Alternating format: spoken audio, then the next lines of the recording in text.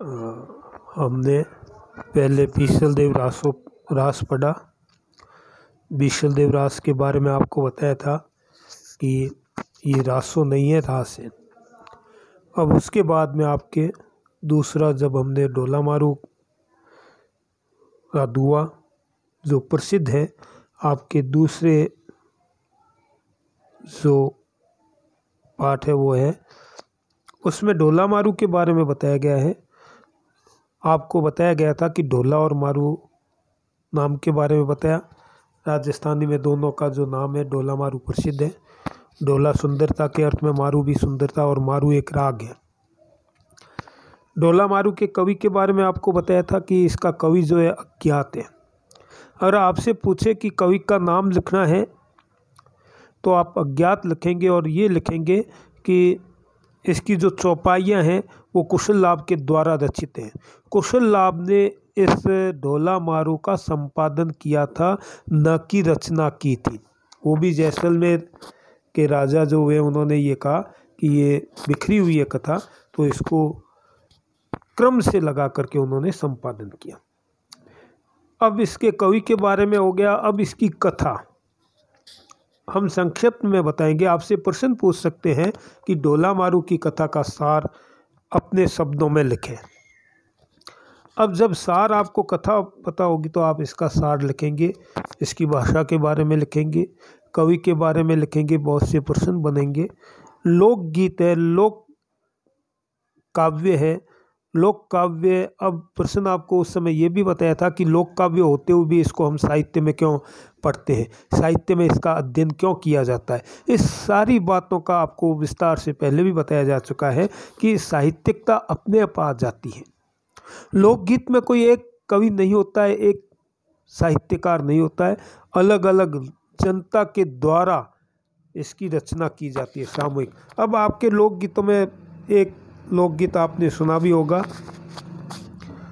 जैसे कौवे पर है, कागले पर है, राजस्थान में कागला कहते हैं कौवे को, उस पर उड़ उड़ रे हमारा काला रे कागला।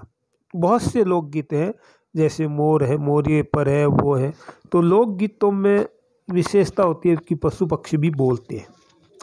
इसकी जो हम पहले जो इसकी कथा बताने से पहले आपको बता दें कि इसके कई रूपांतर मिलते हैं। रूपांतर का मतलब इसकी कई हस्तलिखित प्रतियां मिलती है।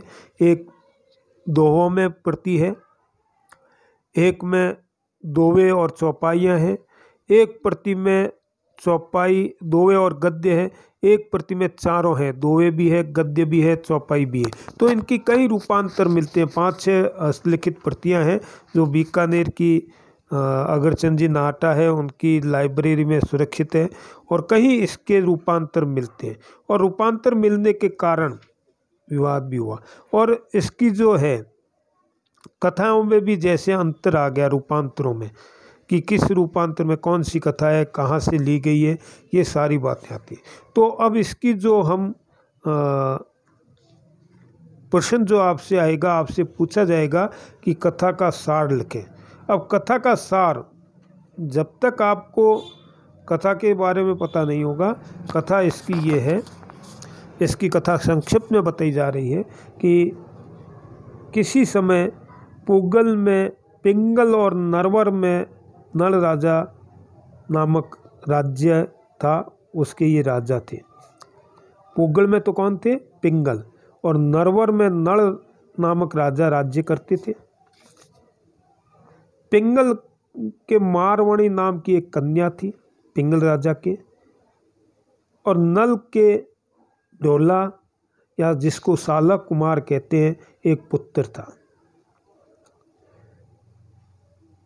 एक बार अब पिंगल जो है, पुगल जो है, पिंगल देश का जो राजा है पुगल में पिंगल देश का था, तो पुगल अपने बीकानेर के पास ही है। पुगल के लिए पद्मनी प्रसिद्ध हुई है। तो कहा गया है कि पुगल देश में एक बार अकाल पड़ गया, तो राजा सब परिवार अपने राज्य से दूर नरवर देश के राजा के यहाँ अतिथि के रूप में गए। वहाँ गए तो वहाँ के राजा ने बड़ा आदर सत्कार किया, क्योंकि एक राजा दूसरे राजा का आदर करते हैं। आदर किया, बहुत कुछ उनका मान सम्मान किया। वो काफ़ी समय रहे वहाँ। अब रहने के साथ एक बार राजा जो है पिंगल की रानी उमा देवड़ी थी, उसने ढोला को देखा और रानी देखते ही उसका विचार हुआ कि मैं अपनी पुत्री की शादी इससे कर दूं। और रानी ने कहा राजा से कि हे राजा, ये जो ढोला है, ये जो शाला कुमार है, बड़ा सुंदर है और मैं अपनी पुत्री, जो मेरी पुत्री है, कन्या है मारवाणी, इसका विवाह करना चाहती हूँ ढोला से। राजा ने कहा कि हम यहाँ अतिथि हैं, हमारी ऐसी हैसियत नहीं है कि हम शादी की बात करें। राजा क्या सोचेगा, क्या बात होगी, हम क्या कहेंगे और शादी कैसे कर सकते हैं, हम तो अतिथि हैं, हम तो इनके यहाँ आए हुए हैं, तो शादी की बात करना उचित नहीं है। रानी ने कहा कुछ भी हो, ऐसा वर नहीं मिलेगा, मैं शादी की बात करना चाहती हूँ, मैं यही शादी करना चाहती हूँ। राजा ने कहा जैसी तुम्हारी इच्छा। अब कहते हैं त्रिया तेल हतीरम चढ़े न दूजी, त्रिया का हट हो गया, रानी का हट हो गया। रानी ने कह दिया कि नहीं, शादी करेंगे। अब देखो, आपसे प्रश्न, छोटा प्रश्न भी पूछ सकते हैं, आप नोट करें, कॉपी में अलग में नोट करें। प्रश्न पूछेंगे आपसे, कई बार आया परीक्षा में कि ढोला की जब शादी हुई तो उसकी उम्र कितनी थी।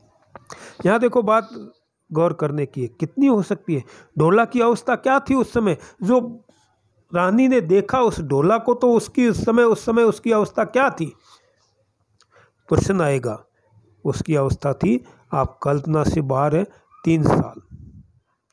और मारवाणी की अवस्था क्या थी, पूछ ले कि मारवाणी की अवस्था क्या थी, कितने साल की थी जब ढोला और मारू की शादी हुई थी, तो दोनों की उम्र क्या थी। एक का भी पूछ सकते हैं और दोनों के बारे में भी पूछ सकते हैं। एक का पूछे तो एक का उत्तर लिखना है, दोनों के बारे में पूछे तो दोनों का उत्तर लिखना है। उस समय मारवाणी की अवस्था थी 1.5 वर्ष, 1.5 साल की मारू और 3 साल का ढोला उस समय हुआ था। बाल विवाह, हम आपने पढ़ा होगा, पॉलिटिकल साइंस आपके पास में है, एक आता है शारदा एक्ट, बाल विवाह के बारे में। तो उस समय प्रचलन था, हम उस समय की कथा पढ़ रहे हैं, आदिकाल की कथा पढ़ रहे हैं। तो उन्होंने कहा कि ये तो बहुत छोटे हैं, कैसे शादी कर दें। तो रानी ने कह दिया कि ठीक है। राजा ने नरवर देश के जो राजा थे, नड़ थे, उनके सामने बात की कि मेरी रानी ये है और हम शादी करना चाहते हैं, हमारी पुत्री है। तो मारवाणी भी बड़ी सुंदर थी, तो राजा भी मान गया, नरवर देश का राजा मान गया। उसने कह दिया ठीक है, जैसी आपकी इच्छा, शादी करनी। शादी होने के बाद कुछ समय बाद में बारिश हो गई, पूगल में अकाल का समय नहीं रहा। राजा ने कहा कि अब तो हम विदा होंगे। उस समय एक परंपरा भी थी, शादी छोटी अवस्था में करते थे, और शादी के बाद आज भी गांव में कहते हैं मुकलावा। आप जानते हैं, राजस्थानी जो जानते हैं, बीकानेर की जो भाषा जानते हैं, मुकलावा के बारे में जानते हैं और उनको पता है कि मुकलावा करने जावे। शादी हो गई, 1.5 साल की कन्या थी, मारवाणी 1.5 साल की थी। छोटी अवस्था होने के कारण